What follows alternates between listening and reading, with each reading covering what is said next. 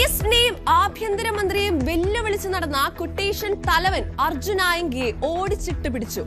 Arrest Kannur നഗരത്തിൽ നിന്ന് പുലർച്ചെ 2:30-ഓടെ. പോലീസ് വളഞ്ഞിട്ട് അകത്താക്കിയത് അഭിഭാഷകയെ കാണാൻ എത്തിയപ്പോൾ പോലീസ് വലയിലാക്കി. ഒളിവിൽ കഴിയാൻ സഹായിച്ച 11 പേരും അറസ്റ്റിൽ.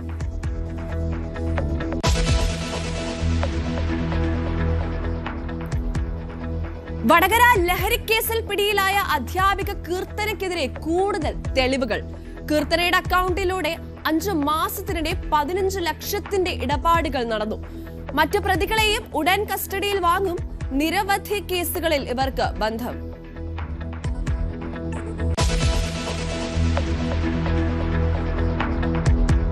KSRTC ജീവനക്കാരന് മരണത്തിനിടയാക്കിയ ബംഗളൂരു സൂപ്പർ ഡീലക്സ് അപകടത്തിന് കാരണം ഗുരുതരമായ അനാസ്ഥ. മരിച്ച മിഥിലേഷിന് വേണ്ടത്ര ഡ്രൈവിംഗ് പരിചയമില്ലെന്ന് സൂചന. ജീവനക്കാർക്ക് മതിയായ വിശ്രമവും കിട്ടിയിരുന്നില്ല.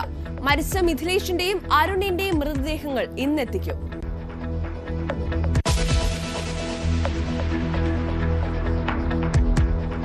മുതലപ്പുഴയിലും നീണ്ടകരയിലും കാണാതായ മത്സ്യത്തൊഴിലാളികൾക്കായി തിരച്ചിൽ 10ാം ദിവസത്തിലേക്ക്.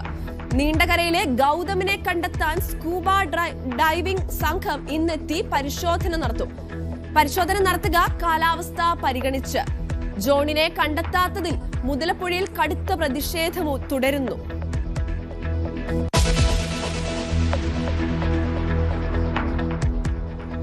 ക്ഷേമ പദ്ധതിക്കായി 15 കോടി അനുവദിച്ച സർക്കാർ നടപടി സ്വാഗതം ചെയ്ത് എൻഡോസൾഫാൻ ദുരിതബാധിതർ. മുടങ്ങിക്കിടക്കുന്ന മരുന്നും ചികിത്സാ പുനരധിവാസ സഹായങ്ങളും ഉടൻ നടപ്പാക്കണമെന്ന് പീഡിത ജനകീയ മുന്നണി. ചൊവ്വാഴ്ച മുഖ്യമന്ത്രി നേരിട്ട് കാണാൻ സമരസമിതി. ക്ഷേമ പദ്ധതികൾക്കായി പണം അനുവദിച്ചത് സാമൂഹിക നീതി വകുപ്പ്.